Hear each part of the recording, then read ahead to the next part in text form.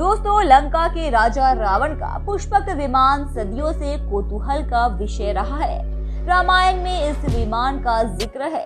आधुनिक काल का पहला विमान साल 1903 में राइट बंधुओं ने उड़ाया था और विज्ञान रावण के पुष्पक विमान को मिथक मानता है। पर बहुत से लोगों का मानना है कि भले ही तकनीक कुछ और रही होगी, पर रावण के पास पुष्पक विमान था। अब इस विषय में श्रीलंका में एक शोध शुरू हुई है। श्रीलंका में बहुत से लोगों का मानना है कि रावण के पास पुष्पक विमान था। शास्त्रों के मुताबिक लंका में रावण का वध करने के बाद श्री राम, सीता, लक्ष्मण और अन्य सहयोगियों के साथ पुष्पक विमान से अयोध्या पहुंचे थे।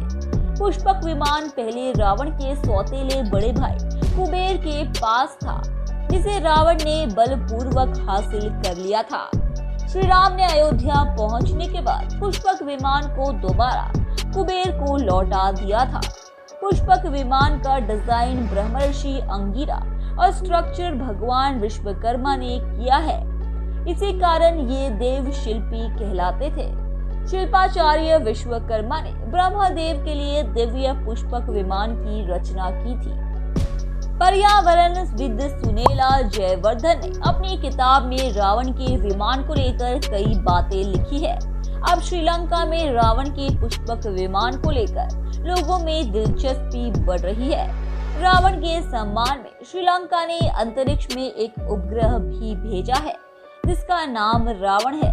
2 साल पहले नागरिक उड्डयन विशेषज्ञों, इतिहासकारों, पुरातत्वविदों और वैज्ञानिकों की कोलंबो में हुई एक कॉन्फ्रेंस के दौरान इस विचार को मजबूती दी है।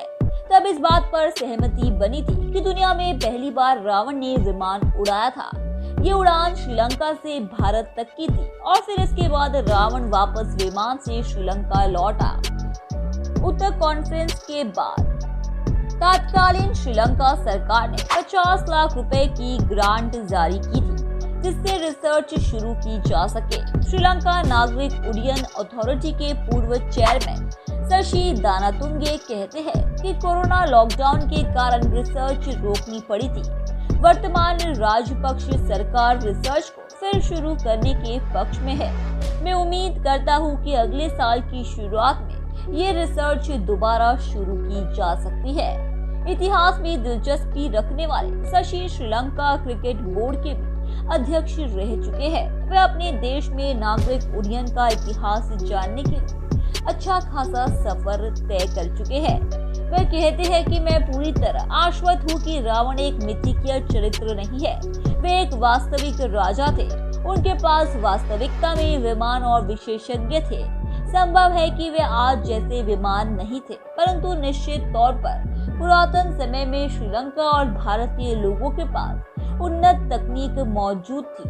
हमें इसके लिए गहनता से रिसर्च करने की आवश्यकता है।